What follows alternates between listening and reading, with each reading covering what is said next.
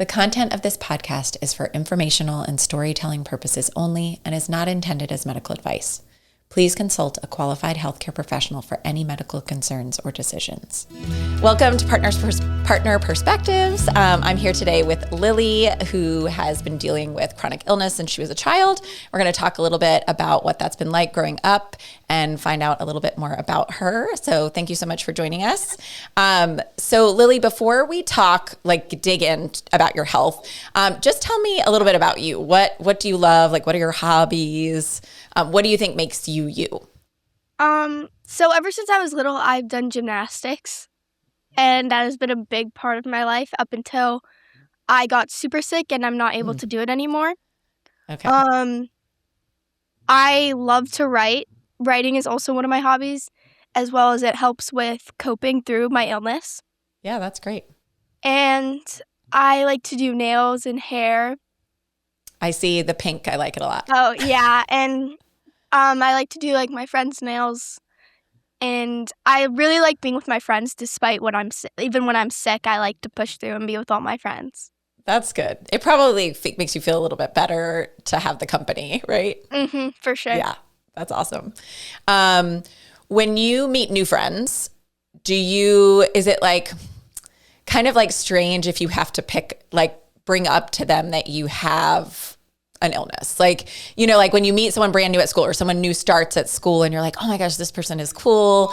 I want to start hanging out with them. And then maybe you miss a couple days and you get back and they're like, well, hey, why did you miss? Or is it awkward, or is it at this point, you just feel like you know who you are, you know what's going on with your illness, and you can share it pretty easily? So honestly, it kind of depends on the person. At school, it's very open because I have a lot of accommodations at school. So with friends that I get close to, I'll tell them everything. Yeah. But when there's people that I'm want to stay friends with, but I don't know how they'd react, is something I just usually wait until they notice something, and I'll explain yeah, I have this thing, or yeah, it's kind of a struggle. Yeah, that makes sense. When you're just not sure how they would respond, you don't want to put everything out there right away. Mm-hmm, for sure. Yeah, that makes sense. When you were little, what do you remember about getting these symptoms, right? Feeling sick or having to go to the doctor a lot. When you were young enough that you didn't know what was going on with you, what memories do you have of that? Do you remember that or not really? So I think my earliest memories were just whenever I got anxious, I would get sick. I remember coming home from school early with a 102 fever almost every week. Oh, wow. And I remember that happening from a very young age. And I think my earliest distinct memory was I was very young and I was super duper sick. I actually had a 106.9 fever. Wow. And I think that's my earliest memory because my mom and my grandpa rushed me to the ER, and I was there all night. And I remember it very clearly because I remember them taking my blood and they were like, there's no virus, she just has a fever. And I remember them giving me a popsicle, and I would just try to cool my body temperature down. And I don't know, that's a very distinct memory because it was probably one of my most traumatizing moments for me as a kid. Yeah. And I remember exactly what I was wearing. I was in these purple Sophia the First pajamas. My mom was freaking out. My grandpa was freaking out. And we got out of the ER at 2 a.m. Wow. And that's probably one of my earliest memories. And so is that kind of when, from that point forward, you kind of started to notice something's a little different about me compared to my friends? I tend to have to miss school, or I get these fevers or these different things. Did that sort of start an awareness that something was going on with your body? My mom definitely noticed. I could tell she noticed that something was wrong. But every doctor we went to, they're like, it's just anxiety. And my mom's like, there's more than that. There's more to this. She's always sick. She has a fever. And I don't think from getting anxious that she is going to spike a 104 fever every time. Right. And if that was it, we still had to figure that out too. Right. That's not normal either. No, not at all. So I didn't notice it as much. I was kind of a free spirit kid. I kind of just went on with everything, went with the flow. But my mom was like, there's something wrong. And I just remember going in and out of different doctor's offices and them telling me, well, go to this doctor, or it's just this, it's just that. And my mom would be like, but there's more there's more to the, like more going on, more to the story than just that. Yeah. Okay. And so obviously we like touched on the thing with gymnastics, but before that, before gymnastics, were there times when like your friends were doing stuff that you couldn't do? Like I had talked about trick-or-treating, like, and what was it like to have to sit out on some activities that like your friends were doing? Like, did you notice that, or because you were kind of like free-spirited and just did you just go with it, or did it bother you that you had to miss those things? I don't think I noticed it as much. I think I definitely sat out of a lot of things because something hurt or I was tired.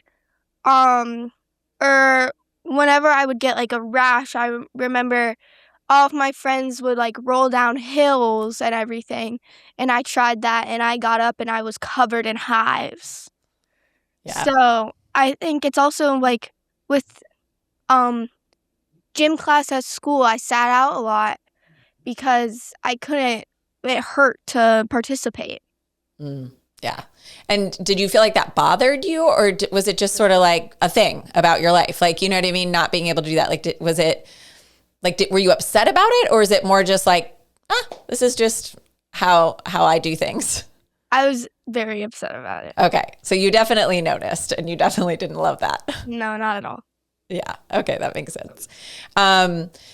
Now that you're 15, so you're getting older, how do you feel in terms of like managing your health? Like, are you comfortable saying like, these are my symptoms, I know things are getting bad, or do you still sometimes have a hard time? Like, does your mom sometimes catch a flare before you do? I think I usually notice it, but I think she'll catch it before I tell her about it. Because I try and hide it when I don't feel good. But unfortunately for me, my illness is, we like to say it's very loud. So it shows very, right. It's very hard to hide it, it sounds like. Yeah, it's like you can't hide it. Like I'll get rashes on my face. My eyes get like, I don't know how to say it, like kind of glassy almost, to the point where I look like I'm getting like a virus almost. Okay. So she'll notice it before I tell her about it. And I'll say I don't feel good, and she'll be like, your face just changed colors, kind of. I kind of like lose the light in my face, if that makes sense. Yeah, like you get kind of pale and all that. When you start to feel something coming on, this idea of like kind of hiding it at first, is that just like you hoping that it's not going to get bad? Or like, why do you feel like you want to kind of hide it at first? So I tend to hide it more on a day that I have plans. Okay. Because that makes sense. My mom will be like, if you don't feel good, you can't hang out with your friends. So if there's a day I have a event with my friends that night, during the day, I'll definitely be like, no, I'm fine. I feel fine. Yeah, that makes sense. Yeah, and I also don't say anything because I like to just tell myself it's going to go away. And I also just try to deny it because I pretend it's not there, it's not actually happening. Also, it's just kind of, I don't want my mom to worry about me as much as she already does. Yeah, I mean, that's fair.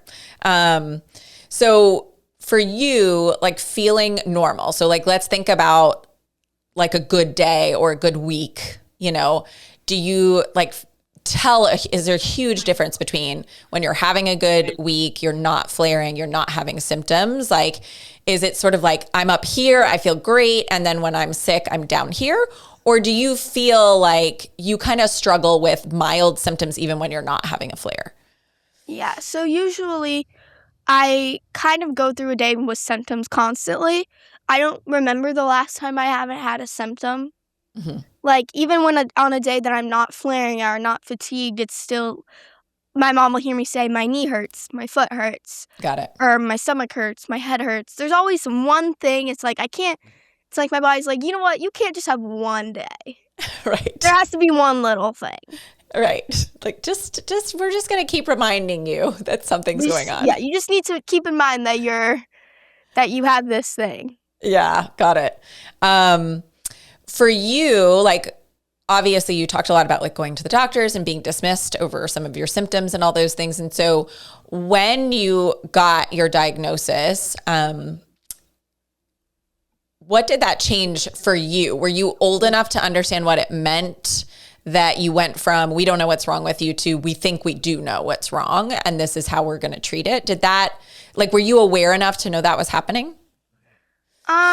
So when we got a diagnosis, I was around, I think, in 6th grade. So it took a while, but I think I understood. I didn't really understand what it was because it was something I've never heard of before. It was just like this long name, and I was just confused because they also introduced it to us when I was in the hospital. So I was confused and kind of almost like in denial. Mm-hmm.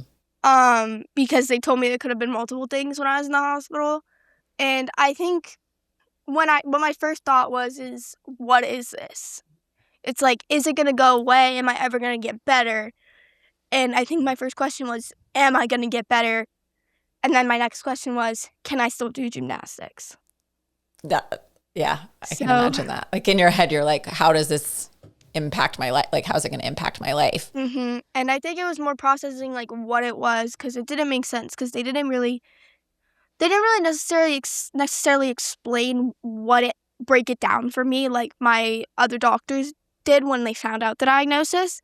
Also, it was like they were like, we're not for sure this is what it is. Right. And I think that's tricky, right? With these types of issues, sometimes they can't, it's not like they can do a test and say, you definitely have it. It's like much more like they're just looking at your symptoms. So briefly, can you tell me the name of what you have? And just like, if you want to share just a little bit about what the symptoms are. So it's called an undifferentiated systematic autoinflammatory disease. Okay. It's a long name. It's a long name. Yeah. It took me, I think, up until this year, I finally said it correctly. You're like, I have all the words in a line. Yeah. It took me a while because I actually mixed up all the words. It was a process learning how to even say it. Yeah. Probably the main symptom is fatigue for sure. That's something, it's like you're always constantly tired. And it's not like, oh, I didn't sleep enough last night. You could go to bed at 8 o'clock and wake up at 7 and then still be just wiped. Constantly tired.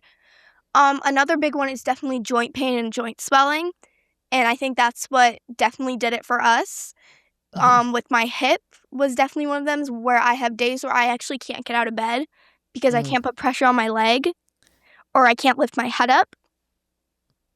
And I think that's actually how we got the diagnosis, was with my hip. When it actually swells to the point you can see a big difference in the size of like one side. Like one side was much bigger. You could feel the fluid almost when you touched it. And it was like constant pain. I don't think I left my bed for 3 days besides getting up to use the restroom, which I wasn't able to do on my own. Wow. And when we got to the doctors, that's how I ended up in the hospital. They thought I had sepsis because that was what it looked like. And that was probably a big one. Joints, headaches are huge for sure. They're constant almost. It's like you kind of never not have one. Wow. And then for me, stomach pain, because I also have a hypermobility disorder as well. Okay. So that's affecting my stomach. Okay. And at this point, what are some of the things that you find improves? Like, what are your treatments? Are there medicines that help, or like dietary changes?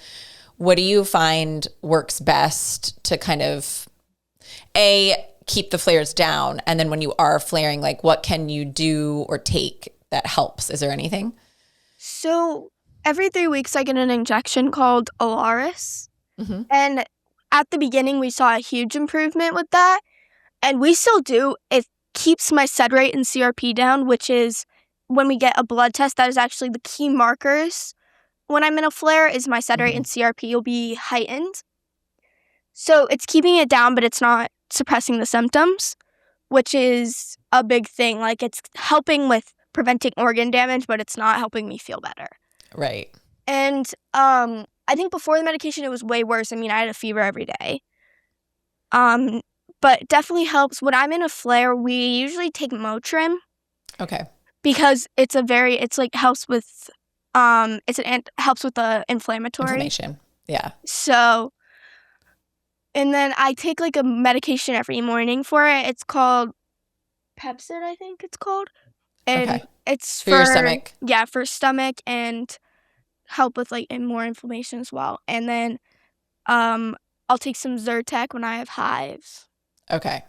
Yeah. So you have like some things that are like Band-Aids for the symptoms. And then ideally these injections should be helping and you just kind of are seeing how that pans out or helps prevent the big things. Yeah. Okay.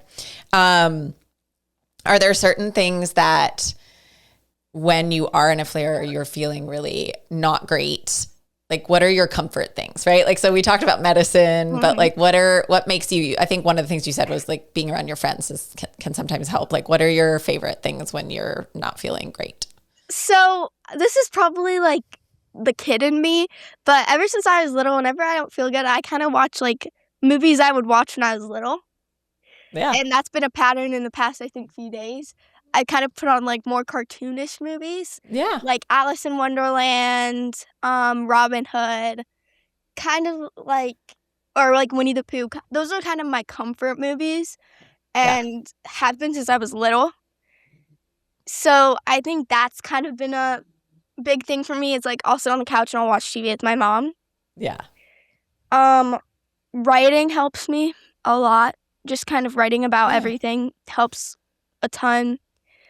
And I'm trying to think. There's one other thing. I kind of like call my friends when I don't feel good because it can keep my mind off of it.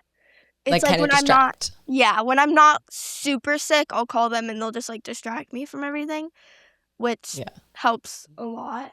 Yeah, good. And so when you are feeling great, like whatever great is for you, because obviously you said there's always something that's hurting a little bit, but like when you're having these great days in a row, is it sometimes hard to think about the things that you need to do to prevent a flare because you're like, I'm just feeling good. Like I want to push myself to do things I can't do when I don't feel good. Like, is that a balance to sort of like basically like live to the fullest on the days you feel great, knowing maybe I shouldn't do that? It's kind of like what you said about when you want to hang out with your friends, but do you find that can be hard sometimes? Yeah. When I feel good, I kind of take advantage of that and I'll do everything, which definitely does not do well for me in the long run. Right. But it's like when I can finally have a good day, I like to take advantage of having that good day. Yeah. I mean, I can see that. Right now, like at this stage again, where you're getting older, you're starting to make decisions for yourself in certain ways or advocate yourself in certain ways. What do you still really like in terms of what your mom does to support you? So like, what are things that you're like, I want to do this for myself. And then these things you're like, I want my mom to do these still. Are there things like that? Yes. So I can do almost everything for myself. Most of the time I can do stuff for myself unless I can't like get up. Right. If it's when really there's bad. Times where I can't lift my head up, she'll help me. She'll do stuff for me. But talking to the doctors is a really big thing for me and kind of has been since I was very little. I don't like talking to doctors at all, which is hard when communicating symptoms, which I don't think it's just me with doctors, but my mom to this day still tells the doctors what's wrong. Yeah. Because I don't. Like you tell her and then she tells them. I don't like talking to doctors. Yeah. Really. So that's a big thing she does for me. But overall, I'm try to do everything myself because I kind of just want to be normal, if that makes sense. Yeah, that makes a lot of sense.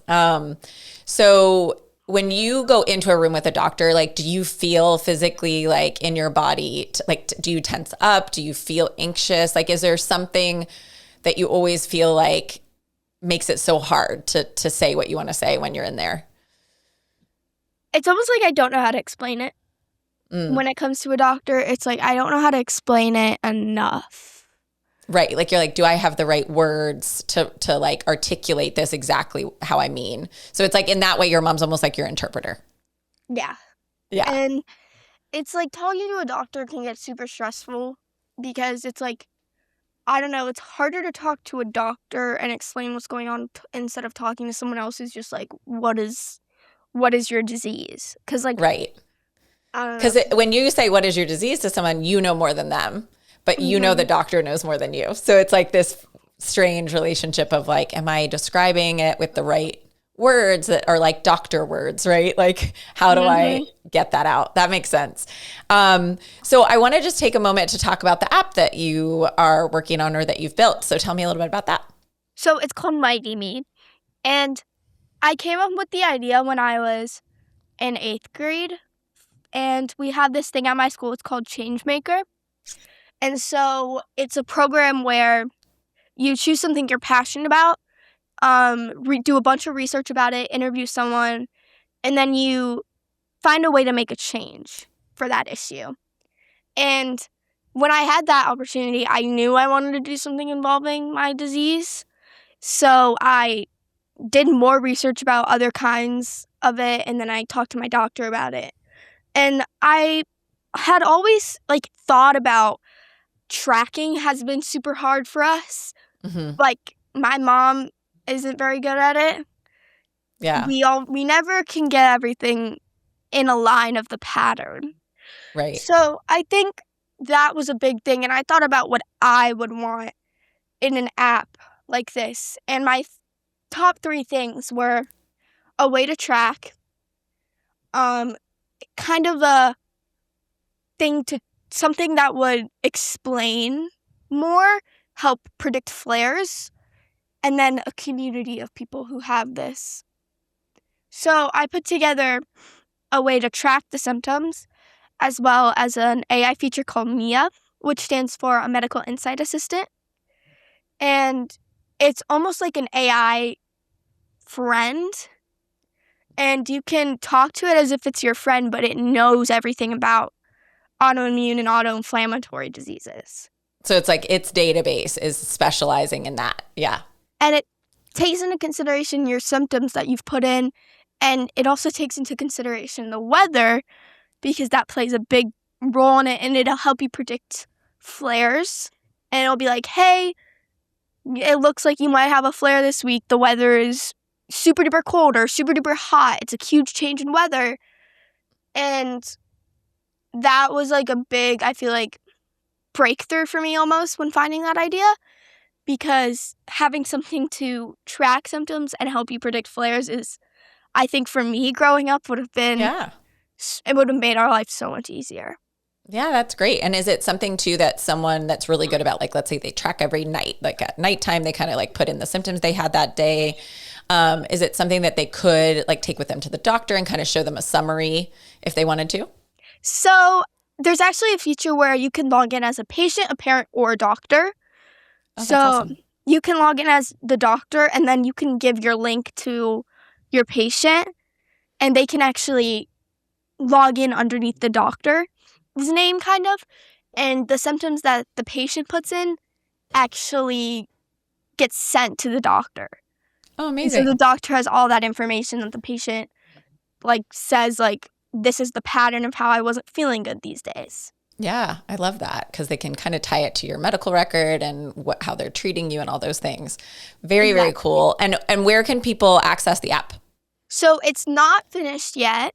Okay. I finished all of the front end of it. Okay. I designed all of it, and we're still figuring out the back end because especially with the AI feature, Yeah, it's going to be a lot to get it to respond correctly.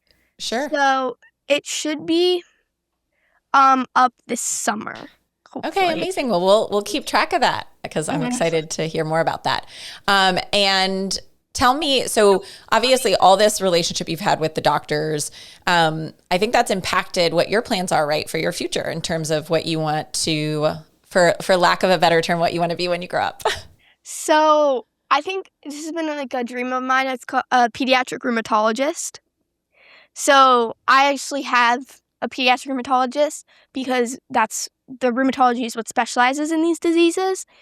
And I want to go into it because, especially as someone who's been through all of these doctors, there's never a doctor that is understood. how I felt emotionally, especially too, because it's so frustrating and it's so almost like I never feel like a normal kid. Right. So I want to be a doctor that understands what the patient's going through and won't kind of just throw information at them. I don't want to be like, well, this, and this, a bunch of facts. I want to talk to them about how they're emotionally feeling and what they could do to help with that. Yeah, I love that. I think that's such a wonderful goal.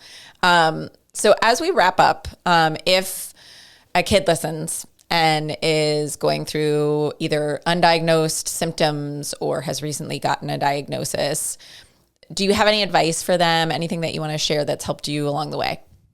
Don't let it bring you down is a big one. And I say it every single day to my mom. I tell her I'm not letting it define who I am. I'm not letting it bring me down. And I've been determined ever since my body gave up on me for gymnastics. I've been determined to find another thing that can help fill the void for me a little bit. And it's just kind of never give up on your hopes. You might not be able to do exactly what you want to do, but there's always something you'll be able to do. And maybe you'll have more bad days than good, but there's good days. But don't overdo it on those good days. Yeah, right. You're like, don't do what I do. No, I'm just kidding. That sounds a little like, don't do what I do, but have those days that are good and do what you want to do. Yeah. But if you know you're going to get sick because of something, dial it back and drink water. I like dial it back. I think dial it back is good advice. Dial back. You can do a version of what you want to do, but maybe just a little bit less. Yeah, just never let it define you as well. And don't be embarrassed by it, because that has been one thing that I have been forever. It's just I never tell anyone about it. But it's not going to change people's views of you, because you're still you.